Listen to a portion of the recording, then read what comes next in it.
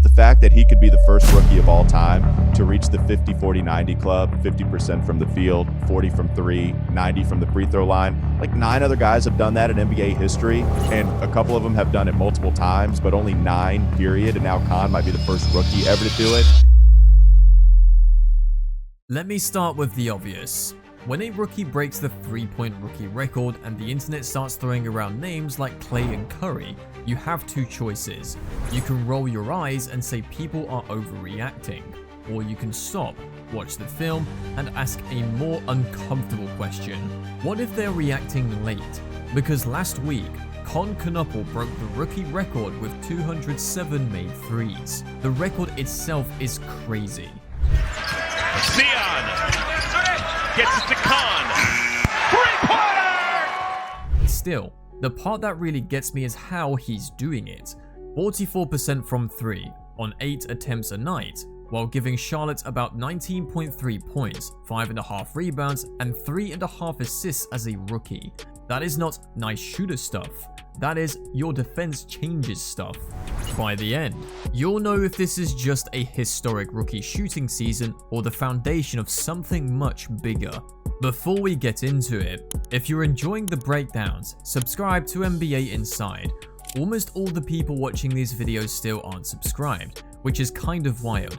So hit the button and drop a comment telling me what you want next, because I'm always checking the comments for the next video idea. Now here's the angle I care about. This is not just a story about a rookie who can shoot. The league has shooters. Every team has a guy who can stand in the corner and make threes until you ask him to move, read, or create. Kon is different. The shooting is obvious, but the timing, feel, and passing are what make this more than a shooting story. He plays like someone who already understands why the defense is panicking. That's why people say reckless things, like young Klay, like baby Curry. Let's do this properly. Let's talk about why this is working, what's real, and what still needs work. Because if you only watch the makes, you miss the story. And you can see it even on possessions where he never touches the ball. Defenders are already shading toward him and changing where they stand. And this is where the numbers make the film hit harder. He's at 19.3 a night on 48.9 from the field, 44 from 3, and 87.8 from the line. But it's the shape of those numbers that matters. He's taking 8 threes a game and hitting 44%, leading all rookies in threes per game and attempts, and leading the league in total makes. With him shooting threes.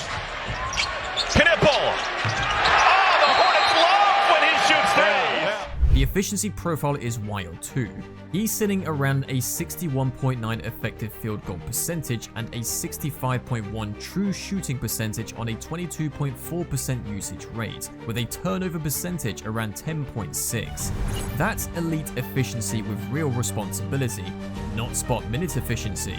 Nearly 60% of his shots are threes, and 93% of his made threes are assisted. That's what advanced movement shooters usually look like on paper. Relocations, handoffs, off-screen timing, and quick decisions. For a rookie wing, the passing profile is clean too. About 3.5 assists to 2.2 turnovers, roughly a 1.6 to 1 assist to turnover ratio with an assist rate nearly 17%. He is not just throwing cute passes, he's processing the floor. The on-off impact backs up the eye test. Charlotte is about +6 points per 100 possessions better with him on the floor, and the offense sits around 115 points per 100 when he plays. That is gravity turning into team offense. Steal! That was Brandon getting his hands on it. Kon! Another hammer for the kid! And if you scale it to per 36, the shape barely changes. He's still around 22 points, 6 rebounds, 4 assists, and about 4 made threes. The volume and efficiency do not disappear when you normalize the minutes. Kon Knueppel is a 6'7" wing from Milwaukee, and he came into the league with the kind of background coaches love before the first practice. He comes from a real basketball family, and you feel it in the details. So no, this is not a late bloomer who randomly found a jumper story. You can feel the foundation in how he plays. He does not move like a rookie trying to prove he belongs. He moves like a player who expects the possession to make sense. At Wisconsin Lutheran, he became the school's all-time leader in points, rebounds, and assists. As a senior, he put up about 25.9 points, 8.6 rebounds, and 5.3 assists per game, led them to a 30-0 season, and won the Division II state title.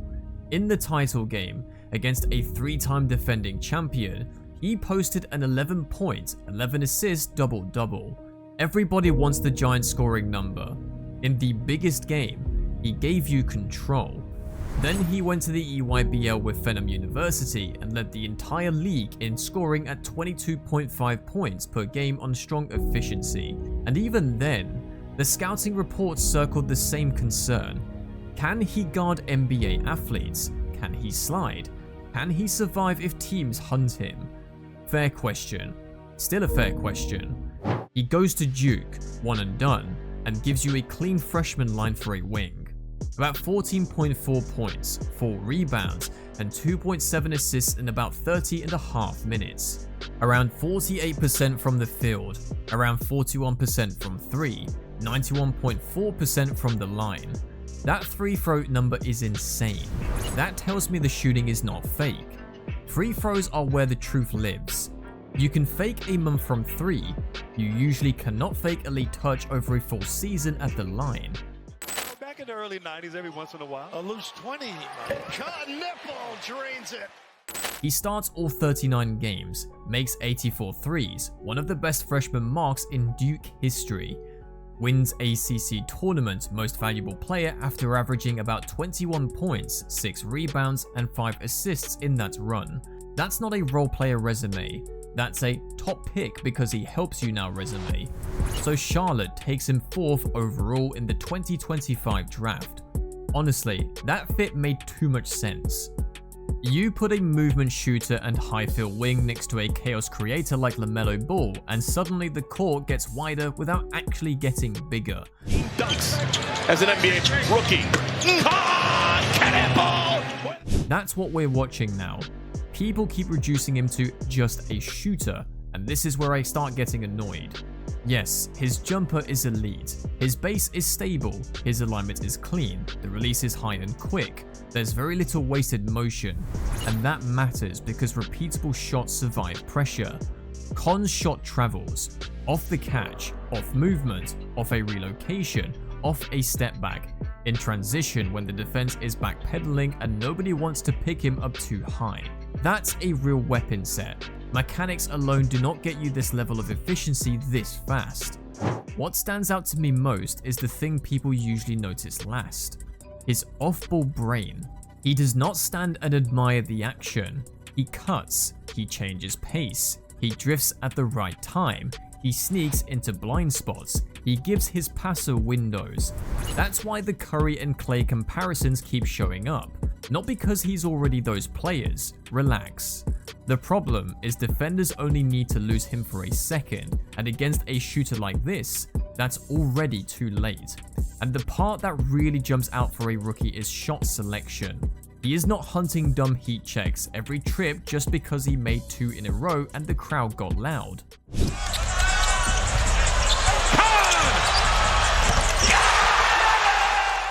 He reads what the defense is giving him. That's mature basketball for a first-year wing getting this much attention. But here's what most people are missing: the playmaking. He can attack a tilted closeout, keep his balance, get to 2 feet, kick to the weak side, hit the short roll, make the extra pass without over-dribbling the air out of the ball.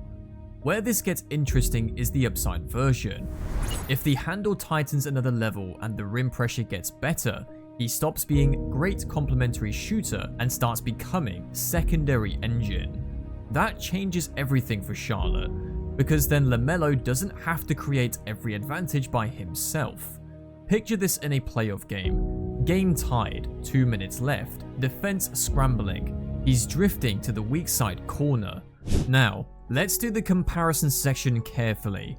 Klay Thompson as a rookie shot around 41% from 3 and made 1.7 threes a game. Desmond Bane as a rookie made 1.7 on about 43%. Cam Johnson made 1.9 on 39%. Kon right now is at 3.5 made threes on 8 attempts, 44% from deep, and a 65.1 true shooting percentage. That is absurd rookie shooting volume and efficiency. Kon Knueppel is fouled and he hit it! Right now, he's leading the Rookie of the Year race, and that makes sense with how efficient he's been and how quickly he's changed Charlotte's spacing. But if you want my honest take, I still think Cooper Flagg ends up winning it by the end, because his all-around load and two-way impact are going to keep getting louder as the season closes. The main thing I take from this is not he is Klay. Very few rookies this size have ever paired this kind of volume with this kind of efficiency. And starts matter, especially when they change team geometry. Because that is what his shooting is doing to Charlotte. Defenders step higher, help shifts earlier, driving lanes get cleaner, taggers hesitate, weak side defenders stop cheating. LaMelo sees it, Miller sees it, the whole offense breathes easier. That is star level impact without star level touches. And that's why this rookie record matters more than the number itself. 207 threes is historic, it deserves the headline.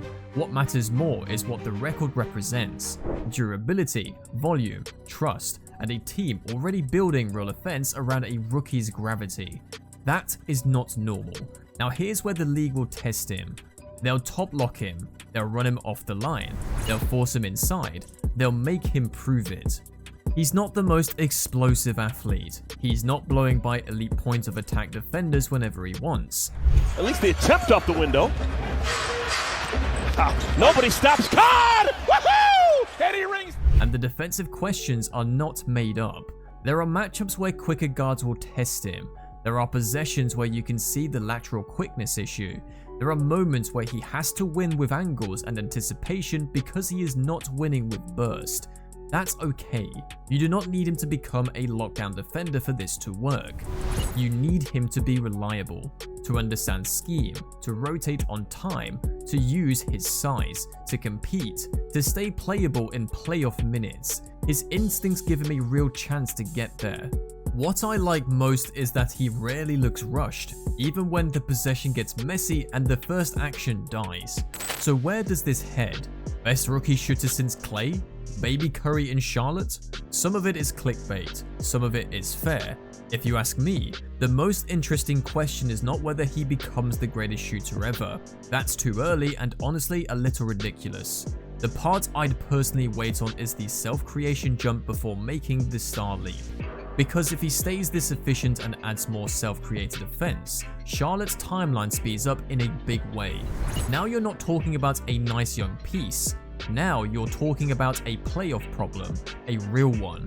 And yes, I know the league adjusts. Good. That's how we find out who he really is. Every level has asked him a harder question. And so far, he keeps answering.